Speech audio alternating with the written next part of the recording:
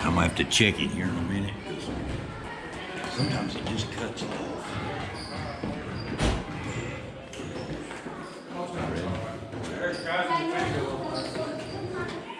Can't seem to do it. Wish I had that 401k. I just noticed. Bye. Bye, Brian. Dad. Now look at this over.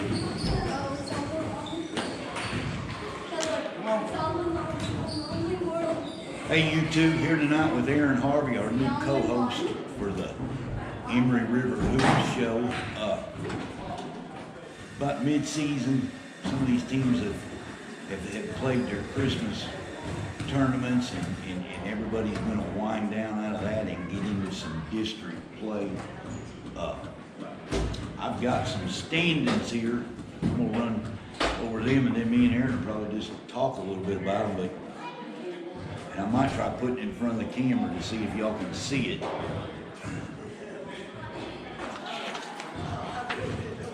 Probably not, but maybe you can zoom in. Harriman's atop the district at 5-1. Well, actually, that's a tie. Harriman and Wartburg, excuse me, both 5-1. Oakdale at 5-2. Oneida 3-2. Rockwood 3-2. Midway 2-4. Coalfield 1-4. Sunbright 1-4. Oliver Springs is 1-6, having played. Well, not more games than there's 7 games. I don't think. No, Oakdale's played 7. So that thing, kind of how I thought it might end up, but you know, but it's a race within itself. Yeah, it is, and it's the usual suspects, Bill. You know, you've got Wartburg, you've got Harriman, you've got Oakdale, those top 3. Oneida and Rockwood on the outside looking in a little bit. Honestly, I think it's a 5-team race. I talked to Coach Nelson, Oakdale's head coach, obviously, about that as well. He said the same thing. He said this year, the district is really inconsistent as far as the ups and downs. I think right now with Harriman, I believe they're 12-5. Harriman's probably the most consistent team right now. So if you look at those top 3 teams right now, it's between Harriman, Oakdale, and Wartburg, which is what it has been lately, except Coalfield's not in that mix. But yeah. Coalfield, they've lost a ton of players. It's unreal they've got enough kids to have the number of kids they've got. Yeah. But you got kids playing this year that didn't play last year at all, and so you don't have a lot of experience there. So Daniel Burton, his 2nd season, what a monumental task. Like, you step in and you've got Parker McKinney, and you almost go to the state tournament. You know, you lose that game in North Green. Nobody thought you should have lost. And, you know, the controversy right there at the end and all. That's a team that should have been in the state tournament. And then they turn around and replace basically everybody this season. So Coalfield down this year, but that you look at that Oneida and Rockwood. The reason why I'm not really ready to put them in that race right now is because they've not played as many ball games as the Oakdale, the Harriman, and the Wartburg have. Oakdale's played 7.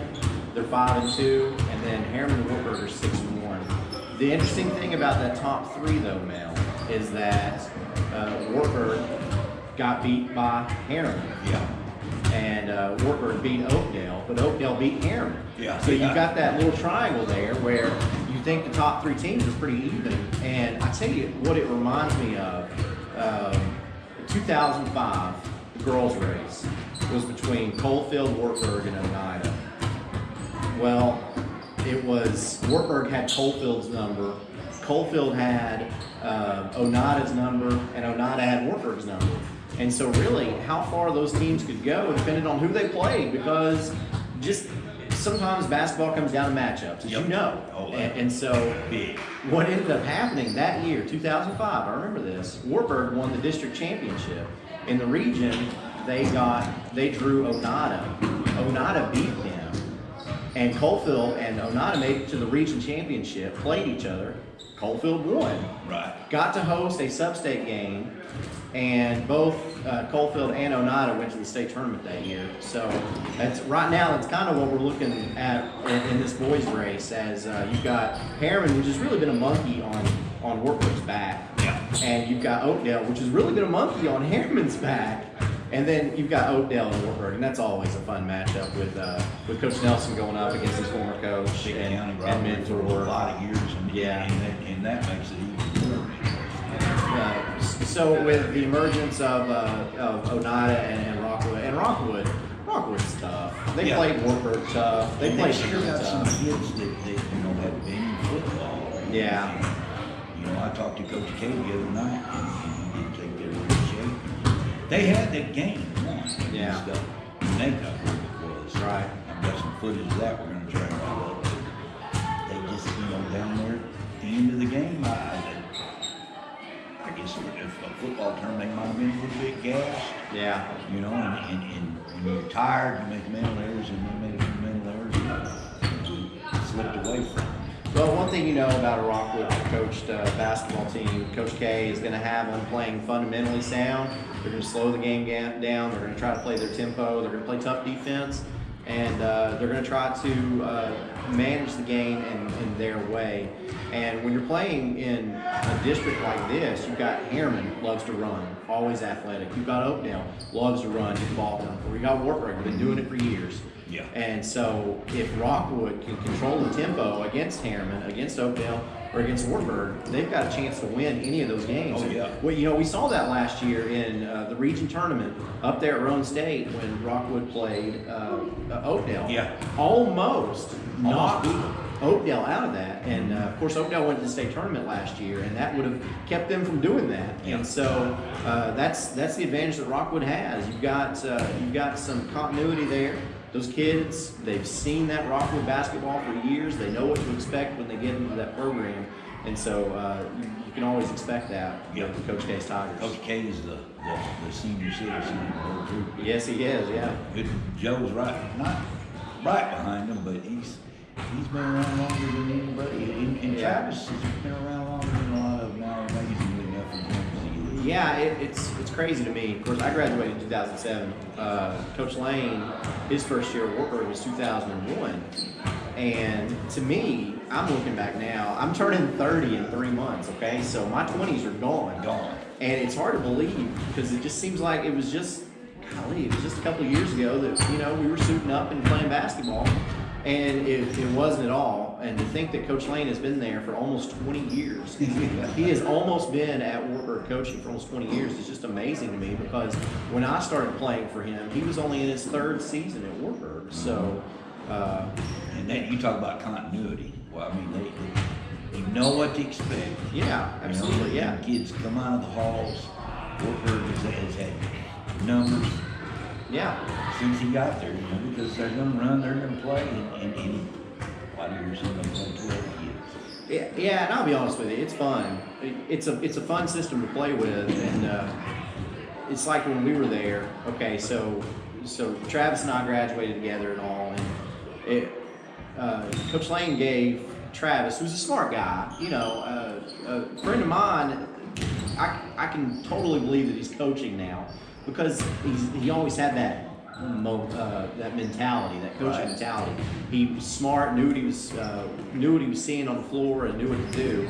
And but he had the green light. If he wanted to pull up from 24 feet and have a heat check, Coach Lane's not yelling at him. Coach Lane is letting him do that because he trusted him, and that's something that I think Coach Lane does very well. You go to practice and you practice like it's a game. And then that way, when you go out on the floor, Coach Lane can trust you. He can hand you the keys. And, of course, it's not like you don't mess up and you don't go to the sideline and get yelled at. Like, that still happens. But for the most part, you're prepared well enough that you can be trusted to do what you have to do to win the basketball game. I don't think anybody expected Wartburg to be atop the district. At this point in the season, none of the people I had talked to felt like this was going to be one of Wartburg's better teams. But now I'm telling you what, he's got some mileage out of some kids. Yeah. And it's amazing. It really is. Yeah. We're going to take a short break. I'm going to check the camera to make sure we're videoing it. Peyton, cut that. I just want to make sure this. Yeah, we're good. We're good.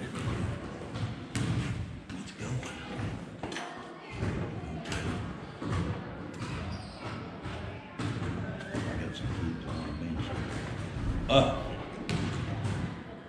actually, I've been fortunate enough to get out to some games. I'd like to make it to more YouTube. I really would. And that's, I've said this before, and I'm going to keep saying it. If you've got some clips you want to send us, send them in. We're going to try and get them uploaded on, especially, I would love to have a piece of the McCullough kid dunking. Shout out to anybody that might have that on video. We'll get that up. I guess he got him one in the Christmas tournament in Harriman. Oh, yeah? North Green, which is, I believe it's North Green, the team that beat. I've tried to forget that name that put us out in the state tournament. Yeah, it was North Green. Yeah, they got him a win, and that's a big win. I don't know if North Green's going to make it to Murfreesboro again this year, but when you beat somebody out of your district that played in the state tournament last year, that's a good win. Yeah, I want to send a big shout out to Harriman for every year having that Jim Cordell Christmas tournament, because they have quality teams every single year. And so there's some really good basketball that gets played in that Christmas tournament. And I think that's why you see a lot of these local teams now starting to elect to go to that, because you know that you're going to see some quality opponents, and you get those teams from up north in that that Region 1. They've been wanting to come down here, so you get